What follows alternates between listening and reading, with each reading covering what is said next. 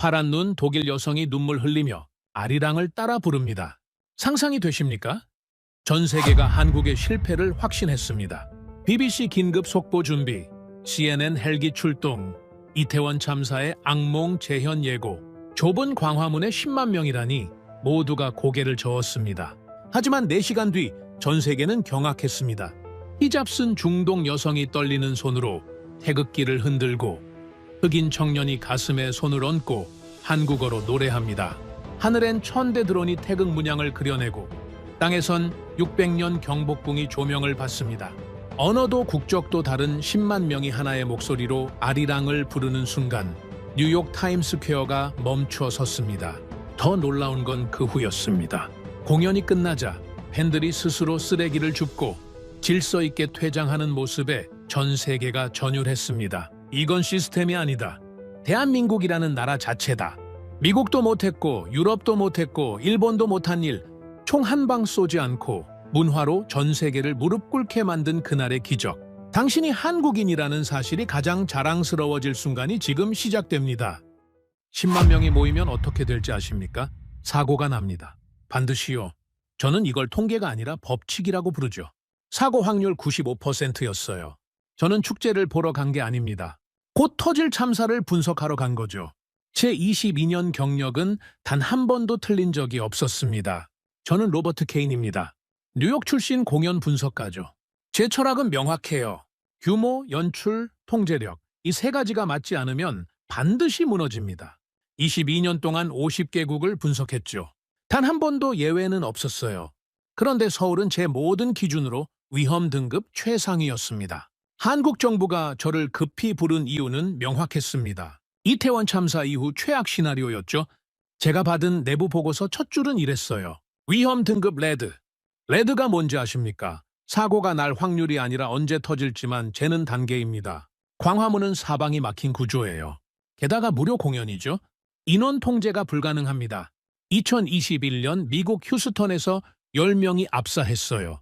2010년 독일에서는 21명이 목숨을 잃었죠. 모두 같은 패턴이었습니다. 좁은 공간, 흥분한 군중, 부족한 통제력이에요. 저는 그날 사고를 예측하기 위해 서울에 도착했습니다. 오후 3시 현장에 도착했습니다. 차에서 내리자마자 멈춰 섰어요. 뭔가 이상했습니다. 너무 조용했죠. 이미 수천 명이 모여 있는데 고함도 충돌도 밀치는 소리도 들리지 않았어요. 제가 50개국에서 봐온 현장과는 완전히 달랐습니다. 흥분한 사람들은 참지 못해요. 앞으로 나가려고 하고 더 좋은 자리를 차지하려고 밀죠. 그게 정상입니다. 그런데 여기는 달랐어요. 사람들은 자기 자리에 서 있었습니다. 움직이지 않았죠. 저는 천천히 걸으며 관찰했습니다. 동선이 보였어요. 선명하게 구획된 통로였죠. 사람들은 그 안에서만 움직이고 있었어요. 누가 지시한 것도 아닌데 말입니다. 바리케이드 간격을 보니 밀집도를 조절하는 설계였어요. 이건 단순한 차단이 아니었습니다. 경찰과 안전요원들이 곳곳에 서 있었습니다. 50m마다 최소 5명씩 배치되어 있었어요.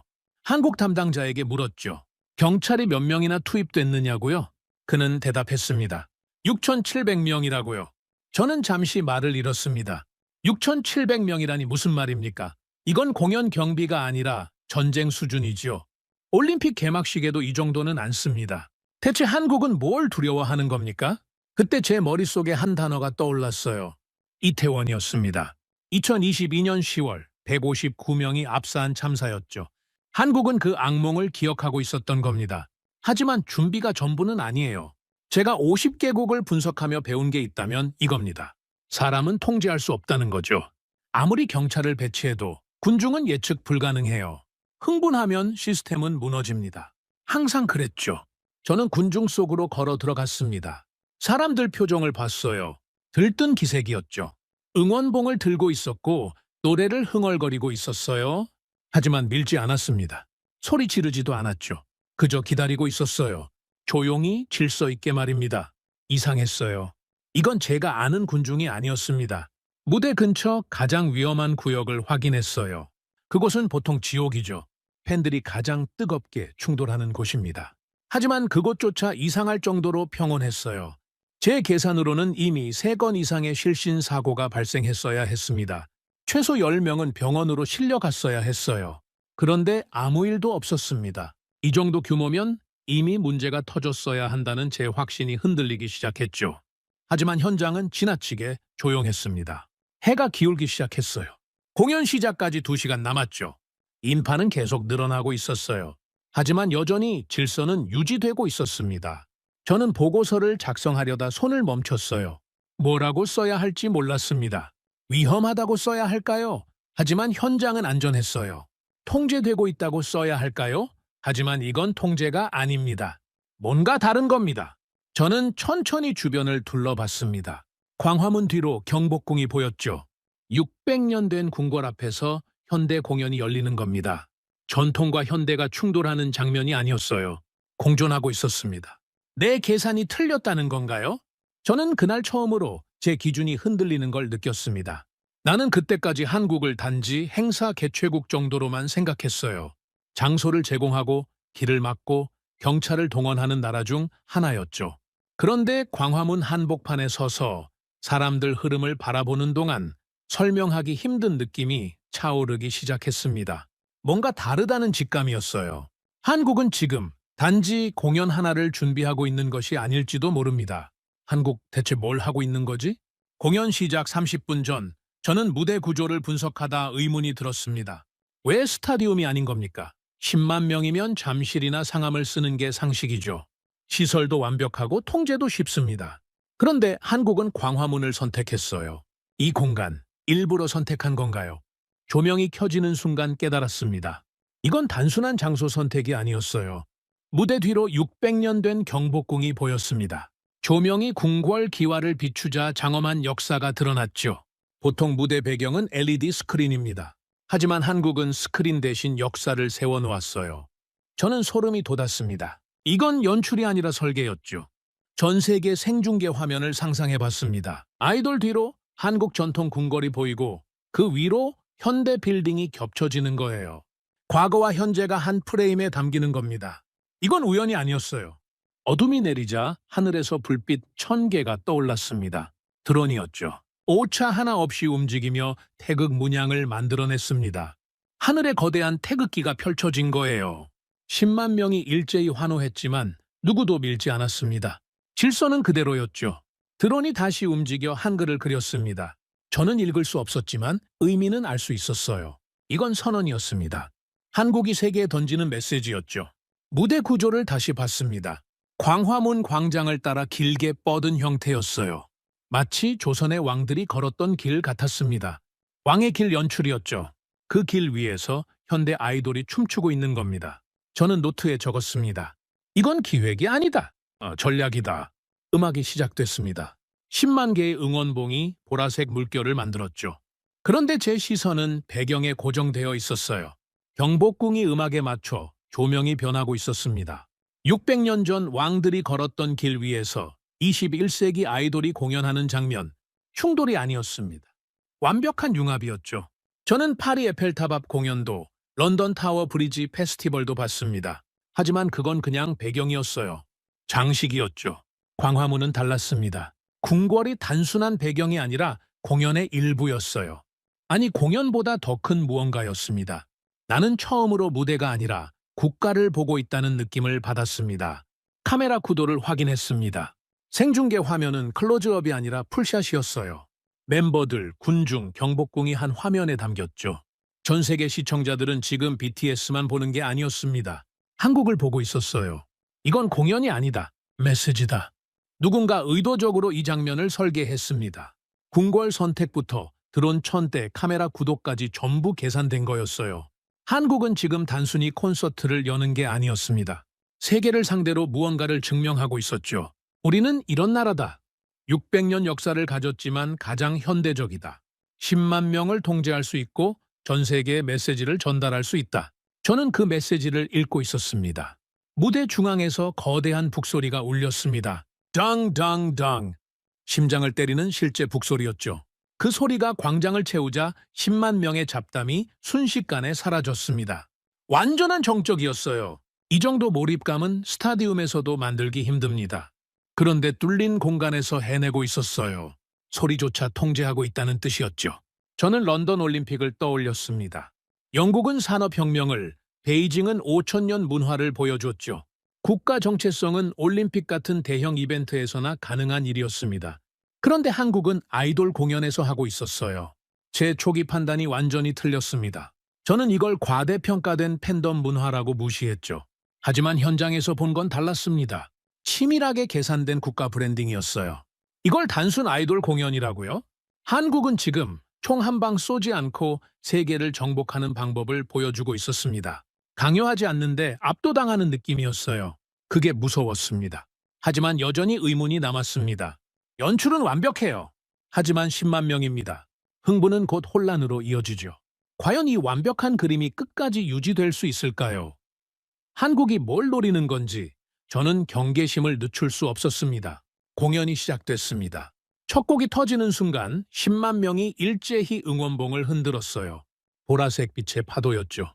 저는 그 순간 숨이 멎었습니다. 이건 이미 한계치였어요. 제 경험상 이 밀도에서는 반드시 사고가 납니다. 사람들은 팔을 움직일 공간도 없었죠. 숨쉬기도 힘든 상황이에요. 보통 10분 안에 첫 번째 실신 환자가 나와야 합니다. 그런데 이상했습니다. 왜 아무도 밀지 않는 거죠? 음악이 빨라지고 멤버들이 격렬하게 춤췄습니다.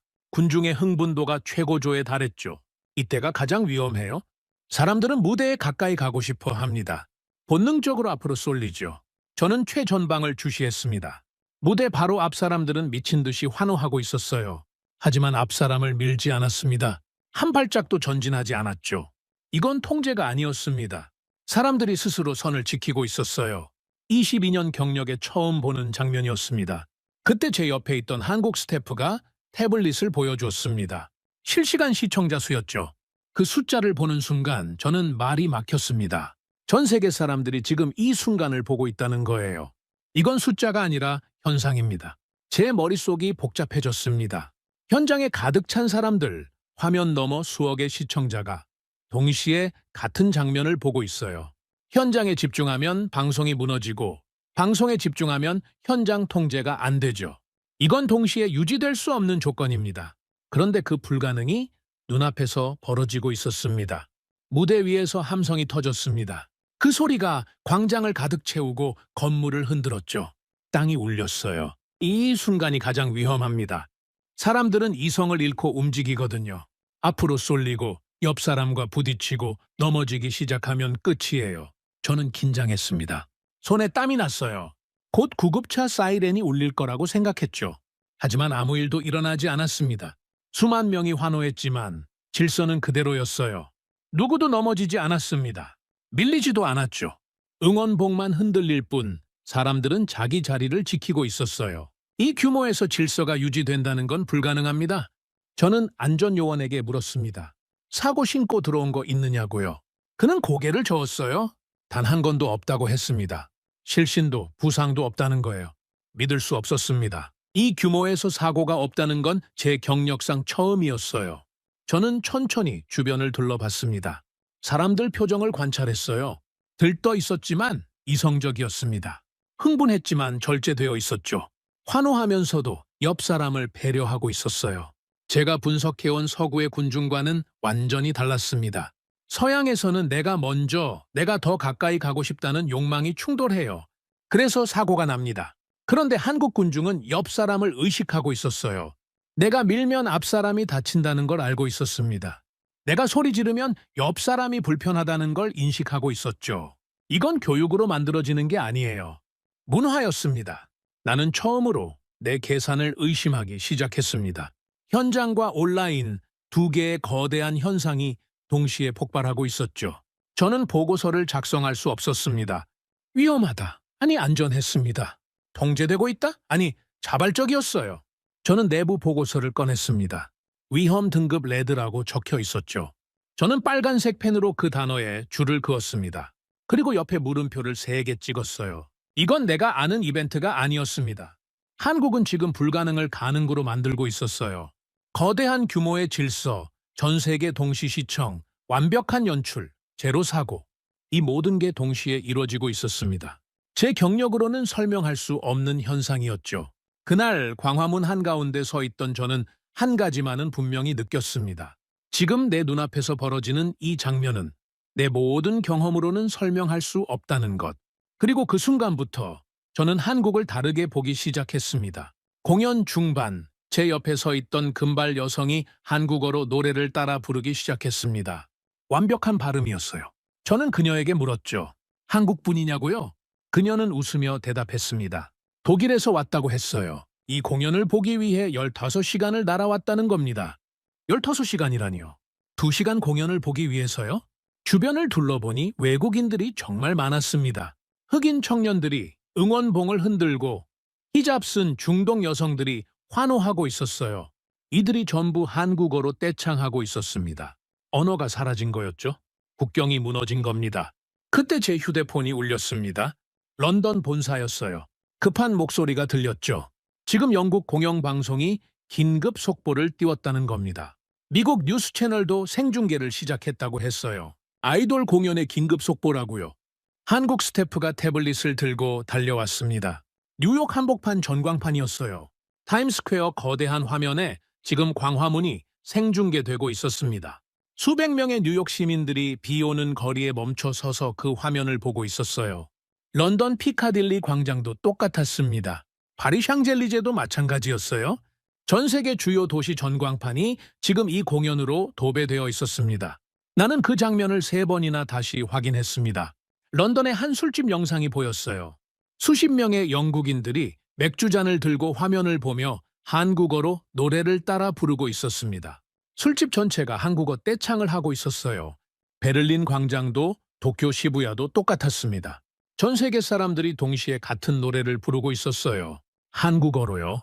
실시간 시청자 수를 확인했습니다. 3억 명을 넘어섰습니다. 이게 무슨 뜻인지 아십니까? 미국 인구 전체보다 많다는 뜻이에요. 세계 최고 스포츠 이벤트인 슈퍼볼 시청자가 1억 명입니다. 지금 광화문은 그 3배였어요. 하지만 결과는 바뀌지 않았습니다. 이건 진짜였어요. 저는 현장을 다시 봤습니다. 광화문은 조용했어요. 10만 명이 질서정연하게 환호하고 있었죠. 눈앞은 완벽한 평온이었습니다. 하지만 화면 속 전 세계는 폭발하고 있었어요. 뉴욕이, 런던이, 파리가 열광하고 있었습니다. 조용한 광화문과 열광하는 지구, 이 두 개의 현실이 동시에 존재하고 있었어요. 이건 기록이 아니라 사건입니다. 제 머릿속이 혼란스러워졌습니다. 제가 서 있는 곳은 평온한데 전 세계는 뒤집히고 있었거든요. 태풍의 눈 같았어요. 중심은 고요한데 주변은 모든 게 휘몰아치고 있었습니다. 무대에서 멤버가 영어로 외쳤습니다. 사랑합니다. 그 순간 10만 명이 일제히 응원봉을 높이 들었어요. 보라색 빛이 하늘로 치솟았습니다. 그 아름다운 장면이 전 세계로 송출되고 있었어요. 이건 계획할 수 있는 장면이 아니었습니다. 한국이라는 나라와 전 세계가 만들어낸 기적이었어요. 저는 과거 제가 분석했던 런던 올림픽을 떠올렸습니다. 완벽한 연출, 글로벌 영향력의 정점이라고 평가했었죠. 제 커리어에서 가장 자신 있는 분석이었어요. 그런데 지금 그 기준이 산산조각나고 있었습니다. 광화문은 올림픽도 아니에요. 단지 아이돌 그룹의 공연입니다. 그런데 올림픽을 뛰어넘는 영향력을 만들어내고 있었어요. 제 머릿속 공식이 무너지기 시작했습니다. 저는 항상 이렇게 분석해 왔거든요. 규모가 커지면 질서는 무너진다. 이게 제 22년 철칙이었습니다. 그런데 한국은 이 철칙을 완전히 비웃고 있었어요. 규모는 역대 최대인데 질서는 완벽했습니다. 열광은 지구를 뒤덮었는데 통제는 흔들림이 없었어요. 이건 과장일 수 없다는 결론에 도달했습니다. 런던 술집이, 뉴욕 광장이, 독일에서 온 그 여성이 증명하고 있었거든요. 여기엔 제가 모르는 4번째 요소가 있었습니다. 문화였어요. 공연과 국가와 기술이 하나로 결합된 현상이었죠. 저는 이런 걸 본 적이 없었습니다. 그 순간 처음으로 내 판단이 흔들렸습니다. 저는 항상 확신했어요. 제 분석은 틀리지 않는다고요. 22년 경력이 증명한다고 믿었죠. 하지만 지금 그 확신의 균열이 생기고 있었습니다. 혹시 제가 놓친 게 있는 걸까요? 한국에는 제가 모르는 특별한 무언가가 있는 게 아닐까요? 내가 틀렸을지도 모릅니다. 아직 완전히 인정하고 싶지 않았어요. 하지만 부정할 수도 없었습니다. 전 세계가 증명하고 있었거든요. 한국이 뭔가 다르다는 걸요. 강렬하던 음악이 갑자기 멈췄습니다. 무대 조명이 꺼졌어요. 10만 명의 함성도 순식간에 사라졌죠. 완전한 어둠이었습니다. 그 순간 현장의 공기가 완전히 바뀌었습니다. 저는 긴장했습니다. 이런 침묵은 위험해요. 군중이 갑자기 조용해지면 곧 폭발하거든요. 안전요원들도 자세를 고쳐 잡았죠. 그때 어둠 속에서 날카로운 소리가 들려왔습니다. 해금이었어요. 가슴을 찢는 듯한 선율이 광장을 채웠죠. 그 소리 하나에 10만 명이 숨을 죽였습니다. 무대 중앙에 조명 하나만 켜졌습니다. 한복을 입은 멤버가 홀로 서 있었죠. 반주도 댄서도 화려한 장치도 없었어요. 오직 목소리 하나뿐이었습니다. 그리고 노래가 시작됐습니다. 아리랑 아리랑 아라리요. 나는 그 노래를 알지 못했지만 모두가 알고 있었습니다. 제 옆에 서 있던 독일 여성이 눈을 감고 따라 부르기 시작했어요. 완벽한 한국어 발음이었습니다. 저는 깜짝 놀랐죠. 주변을 둘러봤습니다. 흑인 청년이 가슴에 손을 얹고 부르고 있었어요. 히잡 쓴 중동 여성이 눈물을 흘리며 입을 움직이고 있었죠. 금발의 유럽인들도 진지한 표정으로 노래하고 있었습니다. 그들은 한국인이 아니었습니다. 그런데 함께 부르고 있었습니다. 무대 위에서 목소리가 높아졌습니다. 그 순간 10만 명이 일제히 따라 부르기 시작했어요. 한국인도 외국인도 구분 없이 모두가 노래했습니다. 언어의 벽이 사라진 거였죠. 10만 명의 목소리가 하나로 합쳐졌습니다. 그 소리가 광화문을 가득 채우고 경복궁을 넘어 하늘로 올라갔어요. 땅이 진동했습니다. 건물이 떨렸죠. 이건 계획으로 만들 수 있는 장면이 아니었습니다. 저는 22년 동안 수많은 공연을 봤습니다. 슈퍼볼도 올림픽도 다 봤어요. 하지만 이런 장면은 처음이었습니다. 무대와 관객의 경계가 사라졌어요. 공연자와 시청자의 구분이 없어졌습니다. 모두가 하나였어요. 그들은 지금 노래를 부르는 게 아니었습니다. 600년 역사를 함께 느끼고 있었어요. 언어가 달라도 피부색이 달라도 같은 감정으로 연결되어 있었습니다. 이건 공연이 아닙니다. 연결입니다. 무대 위 멤버가 울먹이며 노래를 이어갔습니다. 나를 버리고 가시는 님은 10만 명이 목청껏 불렀어요. 그 소리는 함성이 아니라 절규 같았습니다. 가슴 깊은 곳에서 터져나오는 소리였죠. 광화문 광장이 거대한 울림통이 되었습니다. 문화가 국경을 넘은 겁니다. 노래가 끝났습니다. 완전한 정적이 흘렀어요. 1초, 2초, 3초. 아무도 박수를 치지 않았습니다. 감동이 너무 커서 움직일 수 없었거든요. 그리고 폭발했습니다. 10만 명이 동시에 함성을 질렀어요. 하늘이 무너지는 소리였습니다. 저는 멍하니 서 있었습니다. 머릿속이 하얘졌어요. 분석, 평가, 보고서 다 무의미했습니다. 이건 숫자로 기록할 수 없는 순간이었어요. 나는 처음으로 말을 잃었습니다. 진짜 중요한 건 여기 흐르는 공기였습니다. 사람들의 눈빛이었고 떨리는 목소리였어요. 저는 그제야 깨달았습니다. 제가 왜 지금까지 한국을 오해했는지요. 저는 겉모습만 봤던 거예요. 화려한 조명, 완벽한 시스템은 껍데기일 뿐이었습니다. 진짜 힘은 그 안에 있었어요. 사람의 마음을 움직이는 힘이었습니다. 그게 한국의 진짜 무기였죠. 한국은 저에게 숫자를 보여주려 한 게 아니었어요. 600년 된 노래 하나로 전 세계를 하나로 만드는 힘을 보여주려 했던 겁니다. 그리고 제 안에서 무언가가 무너지기 시작했습니다. 22년 동안 쌓아온 확신이 조금씩 흔들리고 있었어요. 하지만 이상하게도 두렵지 않았습니다. 한국이 앞으로 또 어떤 모습을 보여줄지 궁금해졌습니다. 공연이 끝났습니다. 마지막 곡이 울려 퍼지고 불꽃이 터졌어요. 10만 명이 환호했죠. 그리고 이제 가장 위험한 순간이 시작됐습니다. 공연이 끝난 후가 진짜 시작입니다. 저는 즉시 긴장 상태로 들어갔어요. 이 순간이 가장 많은 사람이 죽는 구간이거든요. 흥분한 군중이 동시에 출구로 쏠립니다. 좁은 통로에 사람들이 몰리고 앞사람이 넘어지면 뒷사람이 밟아요.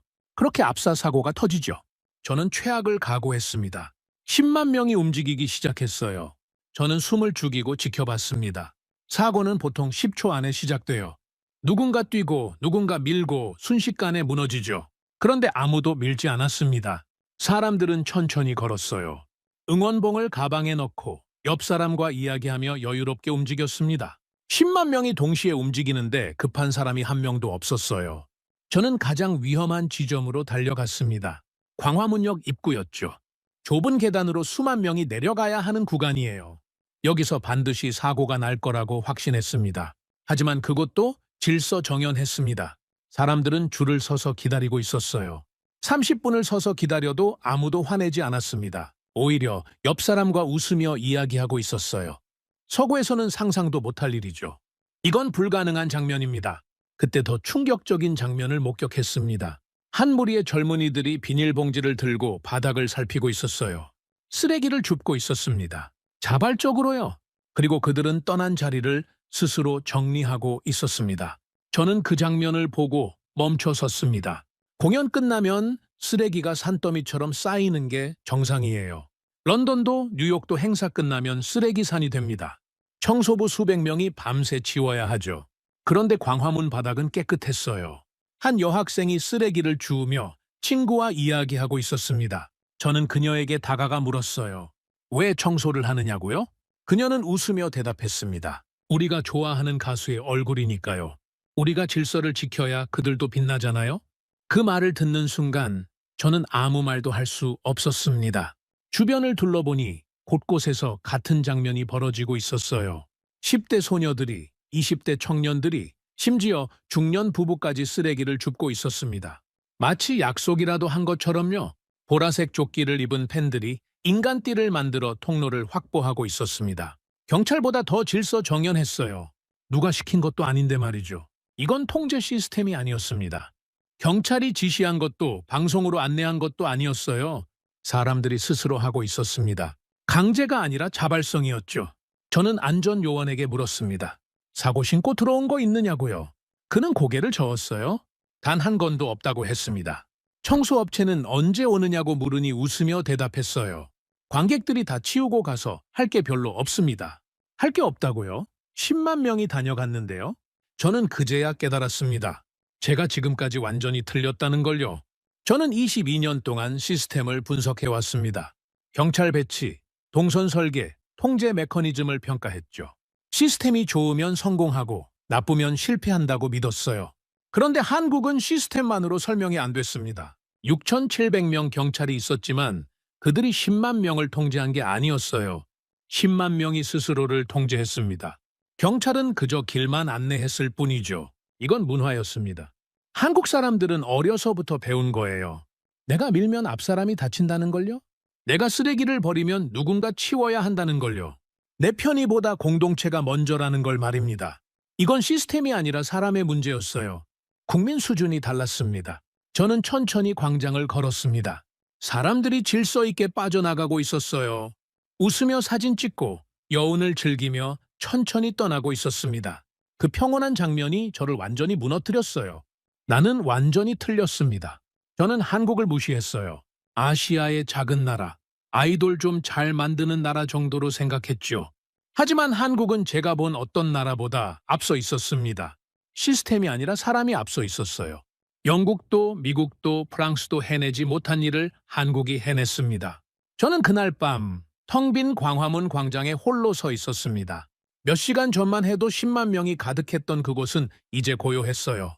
바닥은 깨끗했고 쓰레기통만 가득 차 있었습니다. 제 손에 들린 보고서가 무의미하게 느껴졌습니다. 22년 경력이 한순간에 무너지는 기분이었어요. 하지만 이상하게도 기분이 나쁘지 않았습니다. 한국이 저에게 새로운 기준을 가르쳐주고 있었거든요. 사람의 위대함을 보여주고 있었습니다. 이제 저는 인정해야 합니다. 한국은 제가 평가할 수 있는 나라가 아니에요. 오히려 제가 배워야 할 나라였습니다. 호텔로 돌아온 저는 미친 사람처럼 노트북을 두드렸습니다. 보고서를 써야 했어요. 이 현상을 설명해야 했습니다. 제 22년 경력을 걸고 증명해야 했죠.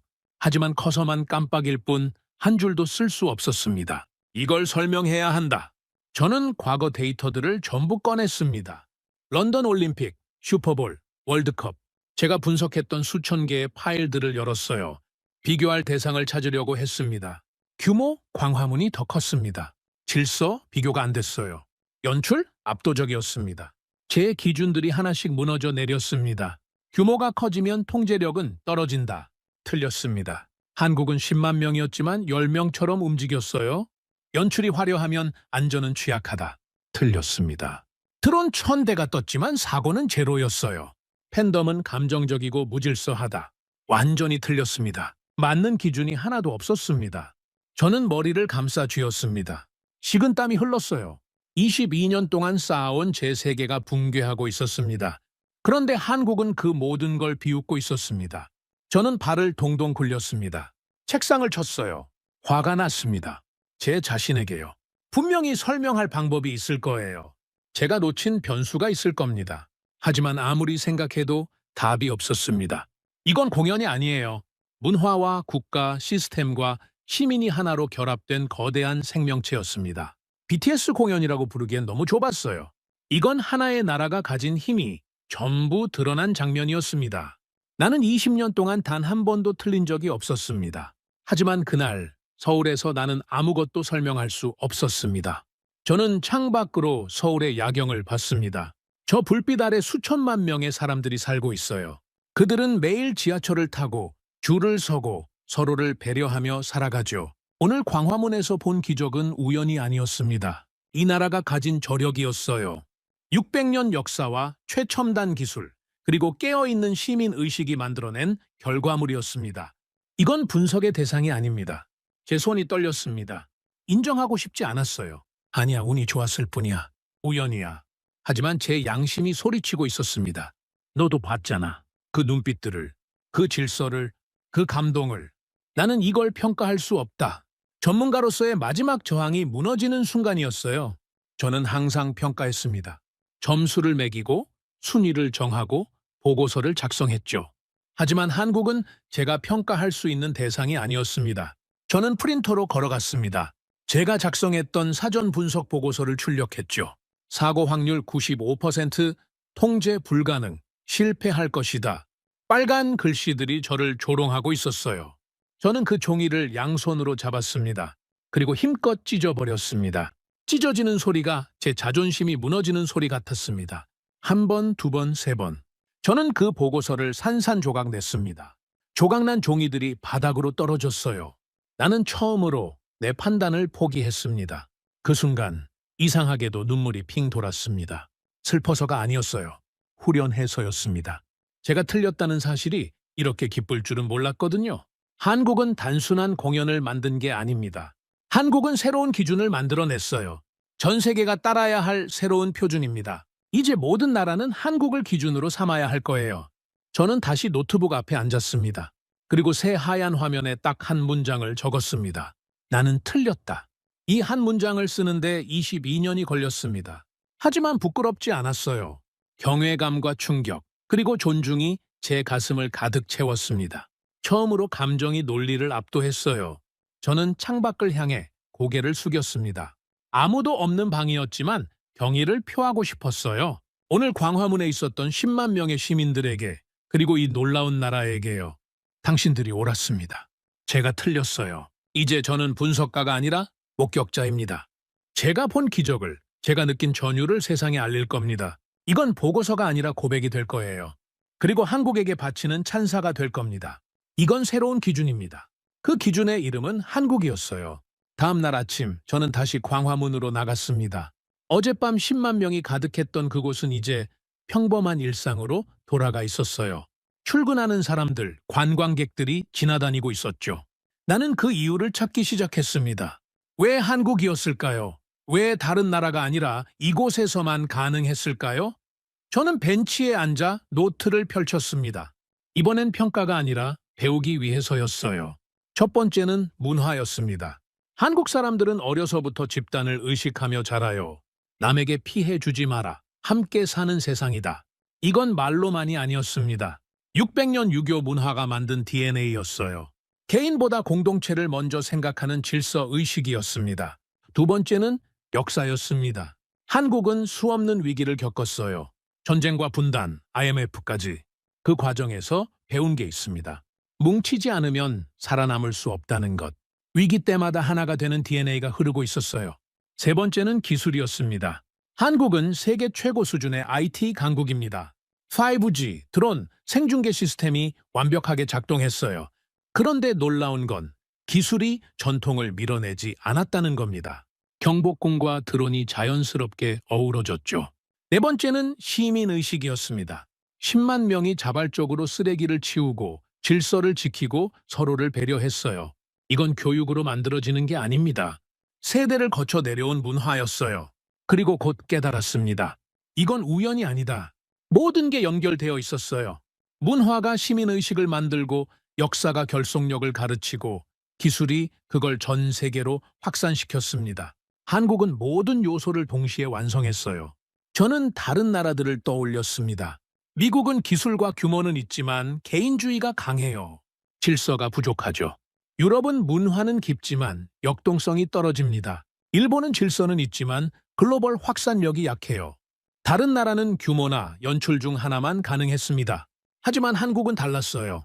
10만 명 규모, 완벽한 연출, 제로 사고, 전 세계 3억 시청을 동시에 해냈습니다. 이건 시스템의 문제가 아니었어요. 정체성의 문제였습니다. 이건 따라할 수는 있어도 만들어낼 수는 없습니다. 다른 나라가 한국을 흉내낼 수는 있어요. 경찰을 6,700명 배치하고 드론을 1,000대 띄울 수 있죠. 하지만 10만 명이 자발적으로 질서를 지키게 만들 수는 없습니다. 그건 돈으로 살 수 없는 겁니다. 수천 년 동안 쌓인 문화와 의식이 만들어낸 결과물이었어요. 저는 한국 할머니 한 분이 길에 떨어진 휴지를 주워 쓰레기통에 버리는 모습을 봤습니다. 아무도 보지 않는데 말이에요. 그 작은 행동이 어제 광화문 기적의 시작이었습니다. 한국은 단순한 콘텐츠 강국이 아니었습니다. 저는 그동안 한국을 K-팝 드라마 정도로만 봤어요.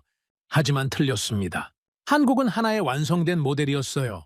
전 세계가 배워야 할 미래의 모습이었습니다. 어떻게 대규모 인파를 통제할 것인가? 한국을 보세요. 어떻게 전통과 현대를 융합할 것인가? 한국을 보세요. 어떻게 시민의식을 키울 것인가? 한국을 보세요. 저는 마지막으로 이순신 장군 동상 앞에 섰습니다. 그 거대한 동상이 마치 저를 내려다보며 묻는 것 같았어요. 이제 알겠느냐? 네, 이제 알겠습니다. 당신들이 지켜온 이 나라가 얼마나 위대한지요. 저는 고개를 숙여 깊이 인사했습니다. 22년 경력의 오만한 전문가가 아니라 한국이라는 거대한 학교에 입학한 신입생으로서 드리는 인사였습니다. 나는 수많은 나라를 분석해왔다. 그들의 공연을 평가했고 수치로 정리했고 순위를 매겼다. 하지만 그날 서울에서 나는 처음으로 깨달았다. 어떤 순간은 분석할 수 없다는 것을. 그것은 규모 때문도 기술 때문도 아니었다. 사람과 문화 그리고 질서가 하나로 움직일 때 그것은 이벤트가 아니라 하나의 힘이 된다라는 것을, 그리고 그 힘을 만들어낸 나라가 바로 한국이었다. 저는 이제 런던으로 돌아갑니다. 하지만 예전의 로버트 케인이 아니에요. 한국에게 배운 새로운 로버트 케인입니다. 앞으로 모든 이벤트를 한국 기준으로 평가할 겁니다. 감사합니다, 한국. 제게 새로운 세상을 보여줘서요. 마지막으로 여기까지 제 이야기를 들어주신 여러분께 진심으로 감사드립니다. 한국이라는 놀라운 나라의 진짜 모습을 함께 발견할 수 있어 영광이었습니다. 영상이 좋으셨다면 좋아요와 구독 부탁드립니다. 치우세요. 시야만 가립니다. 20분 전 미국 전문가가 한국 장교에게 던진 말이었습니다. 한국산 따위가 뭘 할 수 있겠냐고 비웃었죠. 그런데 그날 더 큰 진실이 드러났습니다. 아무도 지켜주지 않았습니다. 세계 최강이라던 미국도, 든든하다던 동맹도, 그 누구도 바다 위 사람들을 지켜주지 못했습니다. 일본 선박은 억류됐고 영국 선박은 표류했습니다. 그런데 그 혼란 속에서 단 하나의 나라만 달랐습니다. 대한민국이었습니다. 위험이 시작되기도 전에 이미 움직였습니다. 이미 빼냈고 이미 대비해놨습니다. 미국 무기가 절반도 못 막을 때 한국 천공은 96%를 막아냈습니다. 20분 전 비웃었던 그 전문가는 할 말을 잃었습니다. 도대체 한국은 어떻게 한 건가요? 지금부터 그 놀라운 이야기를 시작합니다. 주세요. 시야만 가립니다. 불과 20분 전 제가 한국 장교에게 던진 말이었습니다. 패트리어트 앞에서 한국산이 뭘 할 수 있겠냐고 비웃었죠. 그런데 지금 통제실 전체가 숨을 죽이고 있습니다. 삐이 하는 경보음이 울렸습니다. 우리 시스템이 놓친 이란 미사일이 화면에 붉은 점으로 떠올랐습니다. 저는 이미 실패를 예상했습니다. 저 각도, 저 속도. 패트리어트의 사각지대였거든요. 그 순간이었습니다. 섬광이 터졌습니다. 화면에서 붉은 점이 사라졌습니다. 요격 성공, 천궁2 시스템. 누군가의 보고 소리가 들렸습니다. 저는 등줄기에 식은땀이 흐르는 걸 느꼈습니다. 제가 구석으로 밀어버린 바로 그 한국 장비가 우리가 못 막은 미사일을 격추시켰다는 겁니까? 27년간 쌓아온 제 확신이 고작 60분 만에 산산조각 났습니다. 저는 데이비드 로렌스입니다. 미국 국방부에서 15년, 중동에서 12년째 미사일 방어를 연구하고 있습니다. 패트리어트 전문가죠? 이 분야에서 제 말을 의심하는 사람은 없었습니다. 그런 제가 지금 UAE 통제실에서 믿을 수 없는 광경을 보고 있습니다. 다시 돌려보세요. 저는 분석관에게 지시했습니다. 오류일 거라고 생각했거든요. 화면이 재생됐습니다. 속도 마하 5.2, 고도 15km. 데이터는 똑같았습니다. 결과도 똑같았습니다. 요격 성공이었습니다. 미사일이 정확히 중앙을 맞췄습니다. 직격이었죠. 이건 어떻게 가능합니까? 제 옆 기술자가 물었습니다. 저도 같은 생각이었습니다. 패트리어트는 파편형 요격입니다. 폭발시켜 파편으로 맞추는 거죠. 명중률이 60%를 넘기 힘듭니다. 그런데 저 한국 시스템은 직격 요격입니다. 미사일이 미사일을 정확히 맞춰 파괴하는 겁니다. 총알로 총알을 맞추는 것과 같죠. 그런데 맞췄습니다. 완벽하게 맞췄습니다. 바로 그때 경보음이 다시 울렸습니다. 이번엔 2개였습니다. 붉은 점 2개가 동시에 나타났죠. 패트리어트가 발사됐습니다. 하지만 각도가 애매했습니다. 1차 요격 실패, 2차 요격 실패. 예상대로였습니다. 붉은 점 2개가 계속 내려오고 있었습니다. 그 순간 섬광이 2번 터졌습니다. 거의 동시였습니다. 청공기 2발 동시 요격 성공. 통제실이 조용해졌습니다. 키보드 소리만 들렸습니다. 저는 깨달았습니다.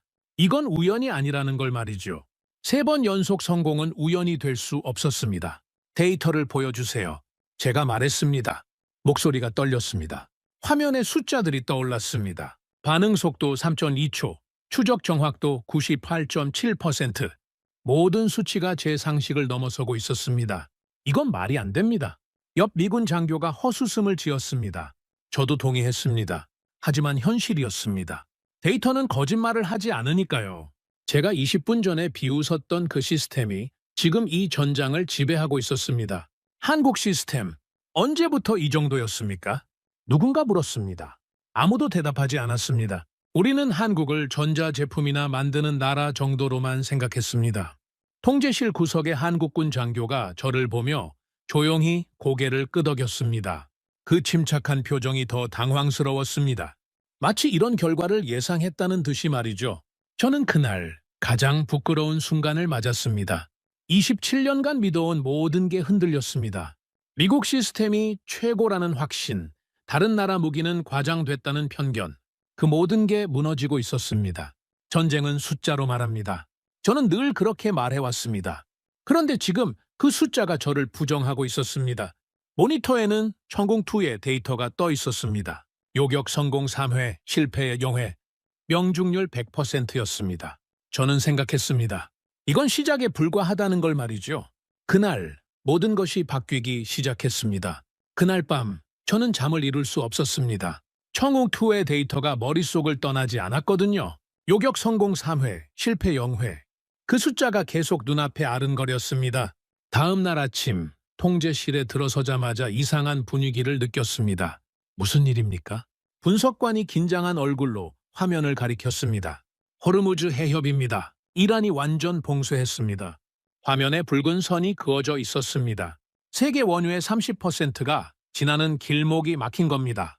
수십 척의 유조선이 갇혀 있었습니다. 미군은요? 제가 물었습니다. 당연히 미 해군이 나설 거라고 생각했거든요. 진입 불가 판정입니다. 이란이 해안포를 전부 개방했습니다. 충격이었습니다. 세계 최강 미 해군도 들어가지 못한다는 겁니까? 일본 선박 3척이 어제 피격됐습니다.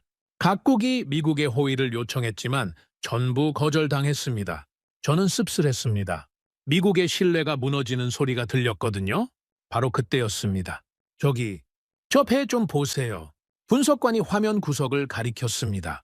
파란 점 하나가 빠르게 움직이고 있었습니다. 확대해보세요. 태극기였습니다. 한국 상선이었습니다. 언제 움직인 겁니까? 경보 울린 지 5분 만입니다. 저는 눈을 크게 떴습니다. 5분이요? 보통은 본국 지침받느라 1시간은 걸리는데 말이죠. 더 놀라운 건 경로였습니다. 한국 배는 이란 해안포 사거리를 정확히 피해 움직이고 있었습니다. 저 길을 어떻게 알고 있는 겁니까? 청해 부대가 길을 열어주고 있습니다. 저는 할 말을 잃었습니다. 그 작은 한국 구축함이 미 해군도 주저하는 곳에서 작전을 펼치고 있다는 겁니까? 한국 선박은 정확한 타이밍으로 움직였습니다. 청해부대가 앞에서 길을 열고 청운기가 하늘을 지키고 있었죠. 한국 선박 안전지대 진입 완료. 30분 만이었습니다. 다른 나라 배들이 공포에 떨 때 한국은 이미 빠져나간 겁니다. 그런데 믿을 수 없는 일이 벌어졌습니다. 청해부대가 다시 들어가고 있습니다. 뭐라고요? 저는 벌떡 일어났습니다. 청해부대가 다시 위험지대로 뱃머리를 돌리고 있었습니다. 왜 다시 들어가는 겁니까? 엔진 고장 난 영국 상선이 있습니다. 구하러 가는 것 같습니다. 통제실이 술렁거렸습니다. 계산이 안 나옵니다. 제가 냉정하게 말했습니다. 감정에 휘둘리면 안 되는 게 전쟁이니까요. 하지만 제 가슴 한구석이 뜨거워졌습니다. 27년 만에 처음 느끼는 감정이었습니다. 저 작은 한국 군함이 포위망을 뚫고 들어가는 모습, 그건 용기였습니다. 청웅우가 일한 해안포를 조준하고 있습니다. 분석관이 긴장한 목소리로 말했습니다. 경고하는 겁니다.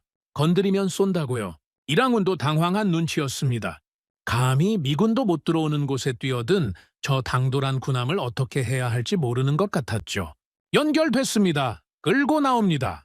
청해부대가 영국 상선에 밧줄을 걸었습니다. 그리고 천천히 하지만 확실하게 끌고 나왔습니다. 탈출 성공! 통제실에서 환호성이 터졌습니다. 미군들이 박수를 쳤고 영국 장교는 눈물을 훔쳤습니다. 저는 의자에 깊이 앉았습니다. 온몸에 힘이 빠졌습니다. 우리는 무엇을 하고 있었던 걸까요? 세계 최강이라는 자부심이 무슨 소용입니까? 정작 필요할 때 움직이지 못하는데 말이죠. 작지만 용감한 저 한국군이 훨씬 더 강해 보였습니다. 한국, 저는 나직이 중얼거렸습니다. 이 나라는 우리가 알던 그 나라가 아니었습니다. 전자제품이나 만드는 나라로 생각했던 그 한국이 아니었죠. 그들은 누구보다 빨랐고 누구보다 과감했습니다. 그리고 무엇보다 포기하지 않았습니다. 제 마음속에서 의심이 사라지고 있었습니다. 대신 이상한 기대감이 자라나고 있었죠. 화면 한쪽에는 여전히 일본 선박들이 떠 있었습니다. 해협 안에서 꼼짝 못하고 있었죠. 같은 상황이었습니다. 하지만 결과가 완전히 달랐습니다.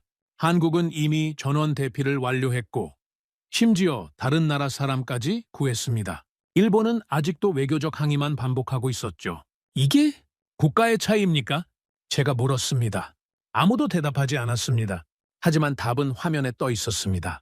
준비된 나라와 그렇지 못한 나라의 차이였습니다. 저는 그날 한 가지를 깨달았습니다. 강한 나라는 많습니다. 하지만 움직이는 나라는 드뭅니다. 한국은 움직였습니다.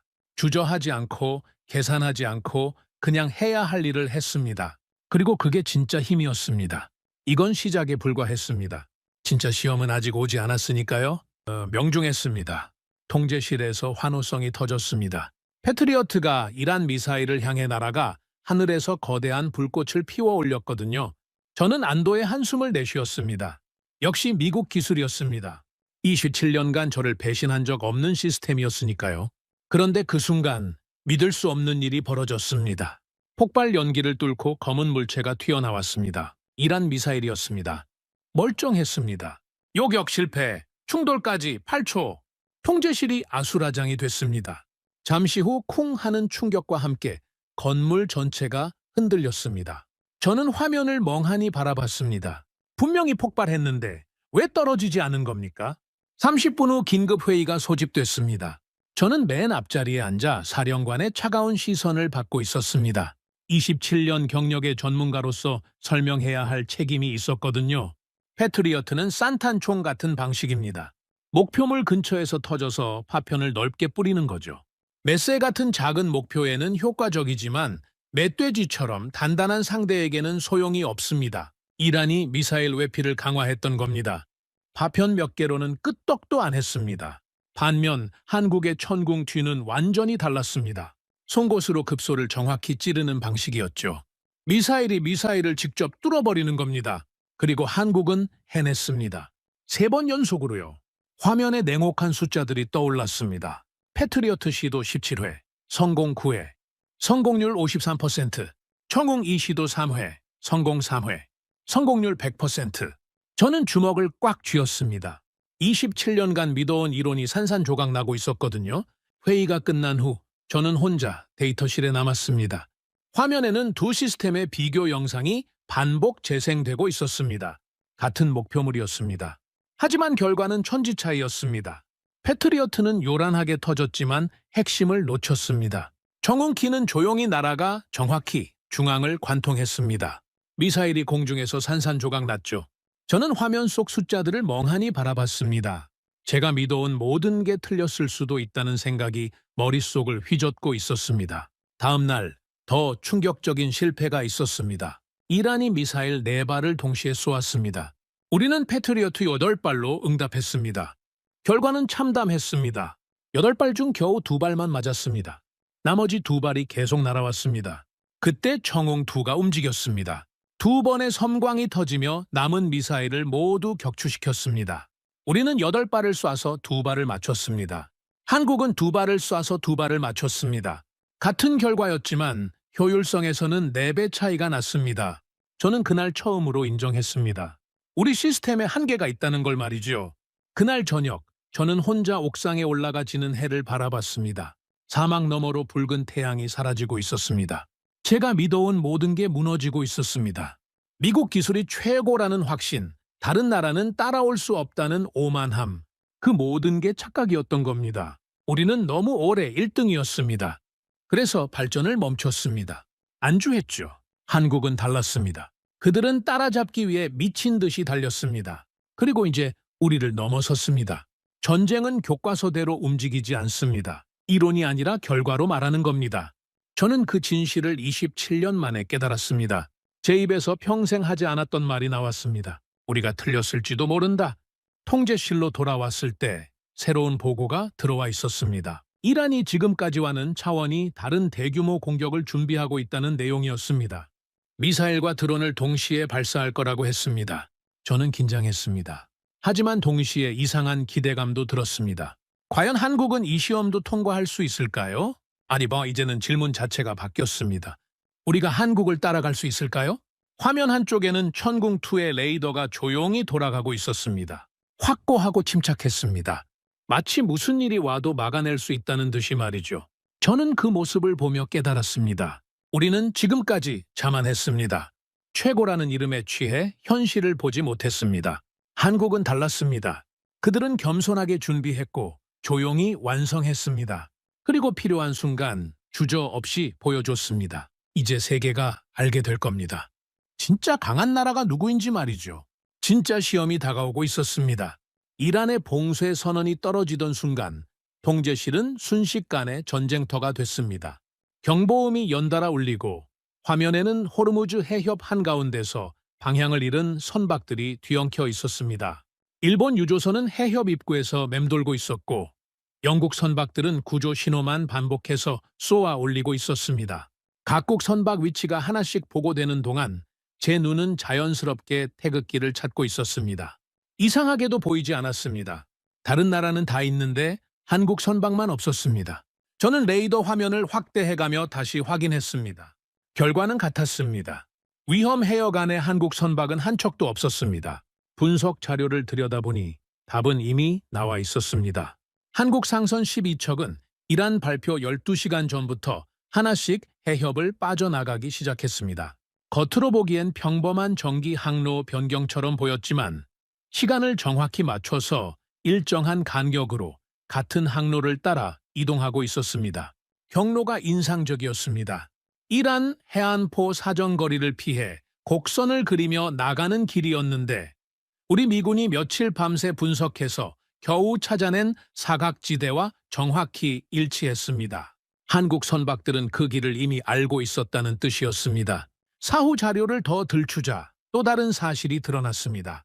이 혼란이 시작되기 사흘 전에 한국 해운사들이 오만 항만청과 비상 입항 계약을 끝내놓았던 겁니다. 입항 시간, 정박 위치, 연료와 식량, 비상 의약품까지 선박 12척이 한 달은 버틸 수 있을 만큼의 준비가 이미 문서로 약속되어 있었습니다. 저는 그 문서를 한참이나 바라봤습니다. 이건 우연이 아니었습니다. 위기가 터진 뒤 허둥지둥 움직인 결과가 아니었습니다.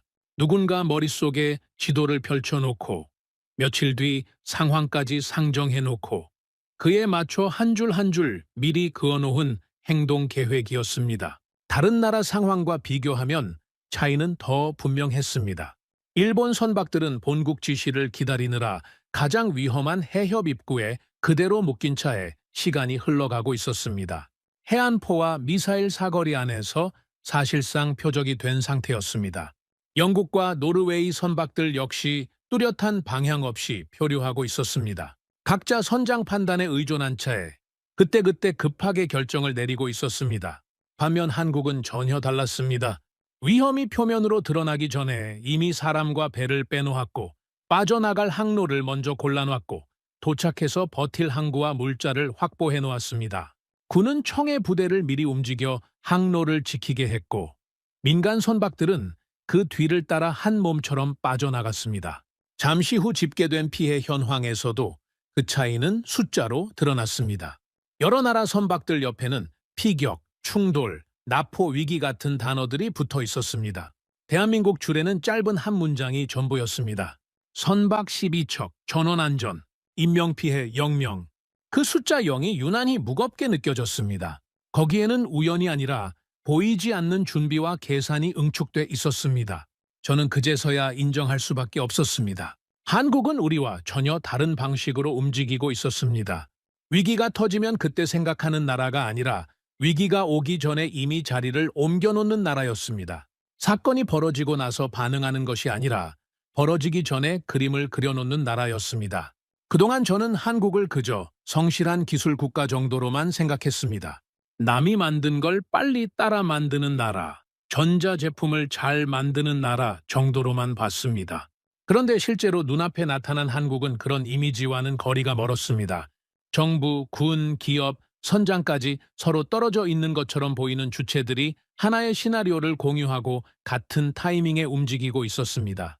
누가 따로 지시를 내리지 않아도 시스템이 작동하듯 자연스럽게 돌아가고 있었습니다. 그 모습이 제게는 묘한 경계심으로 다가왔습니다. 이렇게 준비된 나라가, 이렇게 조용히 움직이는 나라가 마음만 먹는다면 어디까지 갈 수 있을지 상상이 되지 않았기 때문입니다. 그날 이후 저는 화면 속 태극기를 찾는 습관이 생겼습니다. 그리고 마음속으로 이렇게 정리했습니다. 이 나라는 다른 나라들과는 다르게 움직입니다. 우연에 기대지 않고 미리 설계해놓고 움직이는 나라, 그런 나라를 과소평가하는 건 이제 더 이상 허용되지 않는 실수였습니다. 호르무즈 사태 사흘째, 위성 지도를 본 저는 경악했습니다. 화면 왼쪽, 이란 해안포 사정권 한복판에 붉은 점 켤리균계가 그대로 떠 있었습니다. 일본 유조선들이었습니다. 가장 위험한 목 부분에서 사흘째 움직이지 않고 있었죠. 화면 오른쪽에는 한국 선박들이 보였습니다. 오만 항구에 평온하게 정박해 있었습니다. 해안포 사정거리 밖 완벽한 안전지대였습니다. 같은 바다였습니다. 같은 위기였습니다. 그런데 결과가 이렇게 극과 극일 수 있다는 게 믿기지 않았습니다. 일본 정부는 선박들에게 대기하라는 명령만 반복하고 있었습니다. 본국에서 외교적 해결책을 찾을 때까지 기다리라는 거였죠. 해상보안청, 외무성, 방위성이 각각 다른 의견을 내놓으며 결정을 미루고 있었습니다. 사흘이 지나도록 구체적인 철수 계획은 나오지 않았습니다. 반면 한국은 위기가 터지기 전에 이미 모든 걸 끝내놨습니다. 선박은 안전지대로, 선원은 숙소로, 물자는 창고로, 한치의 빈틈도 없었습니다. 사흘째 되던 저녁 우려했던 일이 터졌습니다. 이란 고속정 4척이 일본 유조선 한 척을 포위했습니다. 위성 영상으로 보니 무장 병력이 밧줄을 타고 올라가고 있었습니다. 나포였습니다. 일본 측에서 긴급 구조 요청이 들어왔지만 미군도 손을 쓸 수 없었습니다. 너무 깊숙이 들어가 있었거든요. 결국 일본 선박 한 척과 선원 23명이 이란에 억류됐습니다. 다음 날 일본 외무장관이 기자회견을 열어 이란을 강력히 비난했습니다. 저는 고개를 저었습니다. 치명적인 실수였습니다. 인지를 잡힌 상태에서 공개적으로 비난하는 건 협상을 더 어렵게 만들 뿐이었습니다. 예상대로 이란은 즉각 반발했고 억류된 선원들의 대우가 더 나빠졌다는 소식이 들렸습니다. 감정적 대응이 자국민을 더 위험하게 만든 겁니다. 저는 한국의 대응을 떠올렸습니다. 한국은 애초에 인질이 될 상황 자체를 만들지 않았습니다. 위기 전에 빠져나갔으니까요. 조용히 움직였고 언론에 나서지도 않았고 공개 성명도 내지 않았습니다. 그저 국민을 안전한 곳으로 옮겨놓고 침묵했습니다. 국제 언론의 반응은 극명했습니다. CNN 헤드라인이 두 나라의 차이를 적나라하게 보여줬습니다. 일본 대응 지연으로 선박 억류, 외교 실패 논란, 한국 사전 대피로 피해 제로, 모범적 위기 대응. 저는 두 나라의 선박 위치를 나란히 띄워놓고 한참을 바라봤습니다. 한국 안전지대, 피해 0명, 일본 위험지대, 억류 승급 3명. 답은 명확했습니다. 시스템의 차이였습니다. 한국은 위기 시나리오를 미리 짜놨습니다. 어떤 상황이 오면 누가 무엇을 할지, 어디로 빠져나갈지 모든 게 문서로 정리되어 있었습니다. 국민 안전을 최우선으로 두고 모든 결정을 내렸습니다. 일본은 위기가 터지고 나서 회의를 시작했습니다.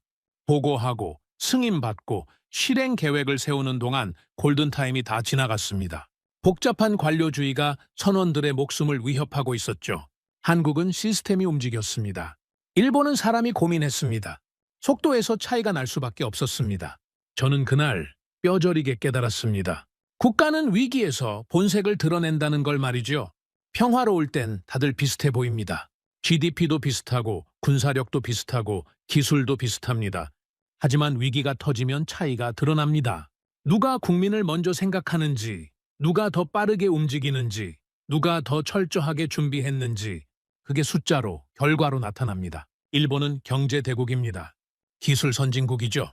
하지만 이번 위기에서는 한국보다 느렸고, 한국보다 준비가 안 됐고, 한국보다 결과가 나빴습니다.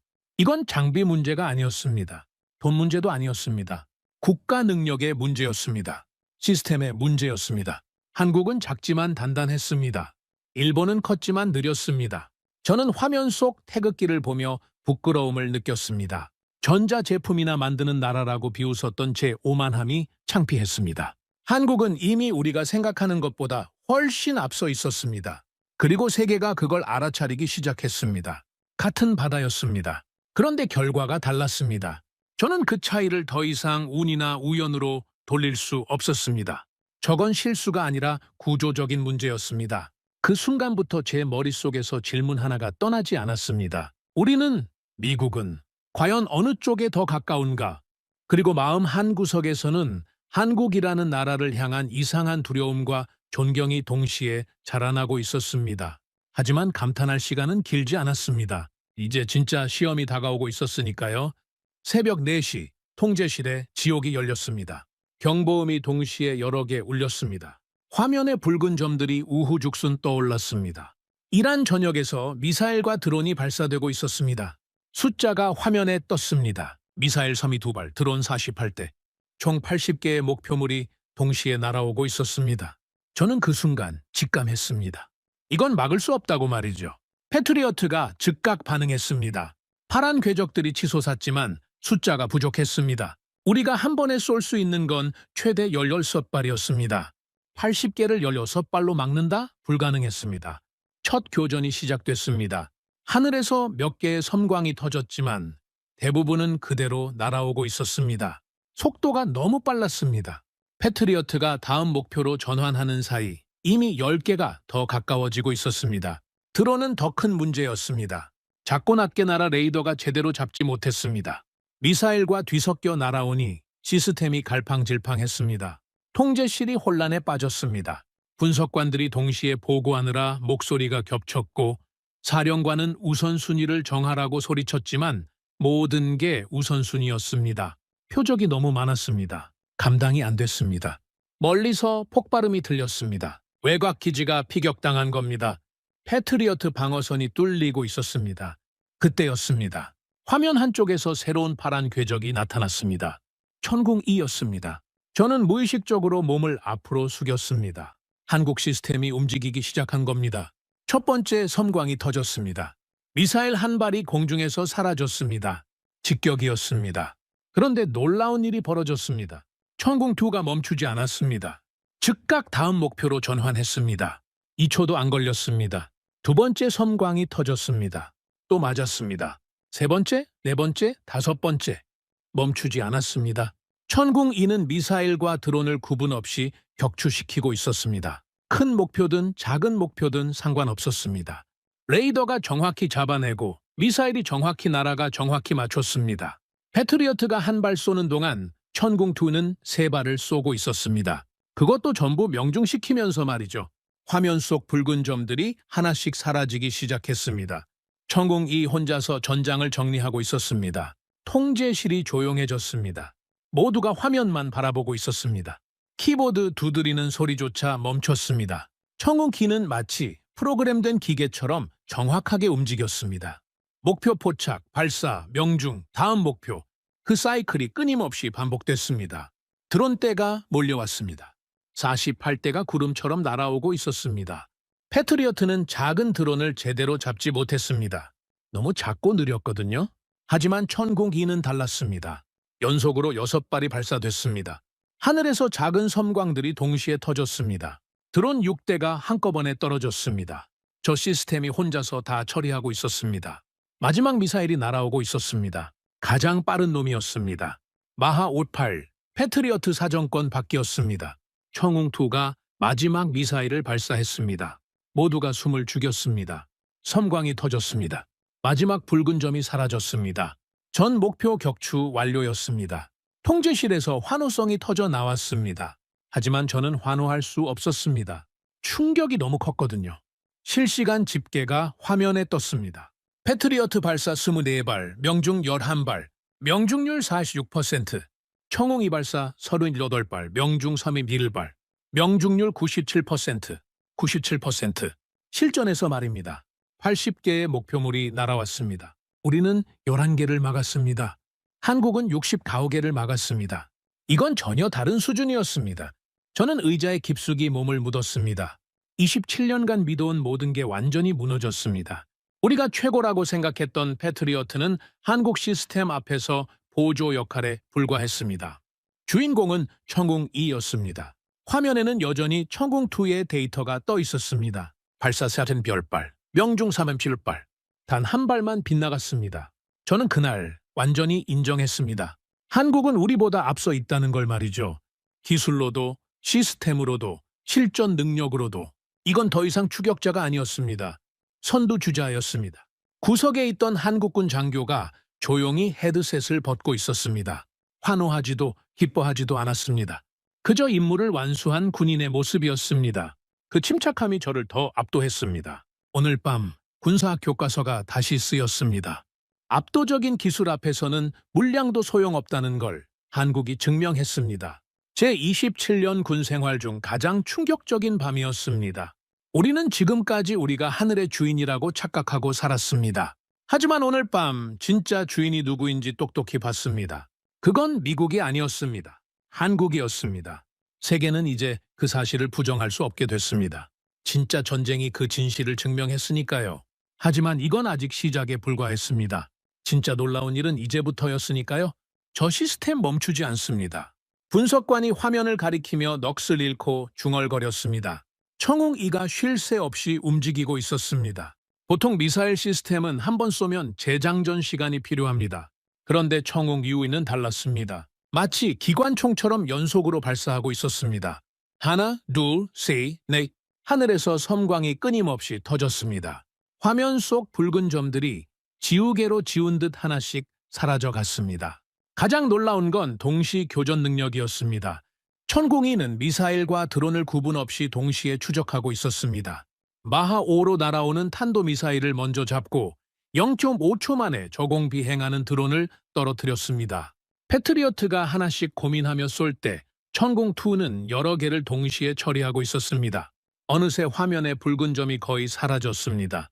80개로 시작했던 공격이 이제 몇 개 남지 않았습니다. 이란의 마지막 미사일 4발이 필사적으로 날아오고 있었습니다. 천궁2가 연속으로 4발을 발사했습니다. 4번의 섬광이 거의 동시에 터지며 하늘이 대낮처럼 밝아졌습니다. 그리고 정적이 찾아왔습니다. 모든 붉은 점이 사라졌습니다. 메인 스크린에 최종 결과가 떴습니다. 저는 그 숫자를 보고 의자에서 벌떡 일어났습니다. 천궁2 요격률이 96%였습니다. 96%. 실전에서 말입니다. 저는 제 눈을 의심했습니다. 교과서에는 실전 요격률 80%만 넘어도 기적이라고 나와 있습니다. 90%는 이론상으로만 가능한 숫자였습니다. 그런데 한국이 96%를 해냈습니다. 손이 떨려서 분석 데이터를 다시 확인했습니다. 미사일 32발 전부 격추했습니다. 드론 48대 중 46대를 격추했습니다. 총 80개 중 78개를 막아낸 겁니다. 더 충격적인 건 미사일만 따지면 100%였다는 사실입니다. 단 한 발도 빗나가지 않았습니다. 저는 그제야 깨달았습니다. 이건 방어가 아니라 통제였습니다. 우리는 지금까지 막아보자는 심정으로 미사일을 쏘았습니다. 운이 좋으면 맞고 나쁘면 빗나가는 도박 같은 거였죠. 그런데 한국은 반드시 맞춘다는 확신으로 쏘고 있었습니다. 전장을 따라가는 게 아니라 전장을 장악하고 있었습니다. 화면 한쪽에는 패트리어트 데이터가 떠 있었습니다. 24발을 쏘아서 11발을 요격했습니다. 46%였습니다. 평소 같으면 나쁘지 않은 성적이라고 생각했을 겁니다. 하지만 그 바로 옆에 96%가 떠 있는 순간 46%는 초라한 과거가 되어버렸습니다. 저는 27년간 믿어온 모든 이론이 무너지는 걸 느꼈습니다. 미국 무기가 최고라는 확신, 서구 기술에 대한 우월감, 다른 나라는 따라올 수 없다는 오만함, 그 모든 게 96이라는 숫자 앞에서 산산조각 났습니다. 우리가 수조 원을 들여 만든 패트리어트가 46%인데 한국은 절반 비용으로 96%를 만들어냈습니다. 이건 단순한 기술 차이가 아니었습니다. 사고방식 자체가 달랐습니다. 우리는 비싸고 복잡하게 만들었지만 한국은 싸고 정확하게 만들었습니다. 우리는 이론에 집착했지만 한국은 결과에 집중했습니다. 통제실 구석에서 한국군 장교들이 조용히 장비를 정리하고 있었습니다. 환호하지도 서로 얼싸안지도 않았습니다. 그저 담담하게 데이터를 기록하고 다음 준비를 하고 있었습니다. 마치 96%가 너무나 당연한 결과라는 듯이 말이죠. 그 모습이 저를 더 부끄럽게 만들었습니다. 우리는 46%만 막아도 성공이라며 자화자찬했는데 그들은 96%를 막고도 겸손했습니다. 이건 우연이 아니었습니다. 운이 좋아서 나온 숫자가 아니었습니다. 압도적인 실력이었습니다. 전쟁의 패러다임이 바뀌었습니다. 이제 누가 더 많이 쏘느냐가 아니라 누가 더 잘 막느냐의 싸움이 된 겁니다. 그리고 그 방패의 정점에는 미국이 아니라 한국이 서 있었습니다. 저는 화면 속 96이라는 숫자를 한참이나 바라봤습니다. 이 숫자는 단순한 통계가 아니었습니다. 세계 군사 질서가 재편되는 신호탄이었습니다. 틀린 건 우리가 아니었습니다. 우리가 믿어온 전부가 틀렸던 겁니다. 한국은 이미 우리를 넘어섰습니다. 그리고 온 세계가 그 사실을 목격했습니다. 이제 돌이킬 수 없었습니다. 바로 그때였습니다. 통제실의 전화벨이 울리기 시작했습니다. 한 대가 아니었습니다. 모든 전화가 동시에 울려 퍼졌습니다. 사우디, UAE, 카타르, 심지어 유럽 국가들까지 모두가 같은 질문을 하고 있었습니다. 방금 그 한국 시스템, 우리도 살 수 있느냐고 말이죠. 세계가 움직이기 시작했습니다. 96%라는 숫자가 세계를 뒤집고 있었습니다. 저는 그날 27년 군 생활 중 가장 겸손해지는 순간을 맞았습니다. 동시에 가장 두려운 순간이기도 했습니다. 새로운 시대가 시작되고 있었으니까요. 통제실 전화벨이 멈추지 않았습니다. 사우디, UAE, 카타르. 중동 국가들이 동시에 전화를 걸어오고 있었습니다. 모두가 같은 요청이었습니다. 천궁2 시스템을 우리에게도 제공할 수 있느냐는 거였습니다. 저는 화면 속 한국군 장교를 바라봤습니다. 그는 여전히 침착했습니다. 전화벨 소리에도 흔들리지 않고 조용히 데이터를 정리하고 있었습니다. 다음 날 아침 더 놀라운 소식이 들려왔습니다. UAE가 한국에 특별 제안을 했다는 겁니다. 청웅2 추가 배치를 요청하면서 그 대가로 원유를 시장가보다 낮은 가격에 1년치 공급하겠다고 했습니다. 이건 단순한 무기 거래가 아니었습니다. 에너지 안보 동맹이었습니다. 석유 부국이 자국의 가장 소중한 자원을 내놓으면서까지 한국 방어 시스템을 원한다는 건 그만큼 절실하다는 뜻이었습니다. 더 놀라운 건 한국의 대응이었습니다. 한국은 단순히 무기만 파는 게 아니라 기술 이전까지 검토하겠다고 했습니다. 미국이 절대 하지 않는 일이었죠. 우리는 무기를 팔지만 기술은 독점했습니다. 그래야 계속 우리에게 의존하니까요. 그런데 한국은 파트너가 되자고 손을 내밀고 있었습니다. 저는 그제야 깨달았습니다. 세계 질서가 바뀌고 있다는 걸 말이죠. 지금까지는 미국이 중동을 지켜주는 대가로 원유를 받았습니다. 하지만 이제 중동 국가들은 미국이 아니라 한국을 찾고 있었습니다. 누가 지켜주는가의 기준이 바뀌었습니다. 가장 강한 나라가 아니라 가장 잘 막는 나라를 선택하기 시작한 겁니다. 국제뉴스 헤드라인이 그 변화를 보여주고 있었습니다.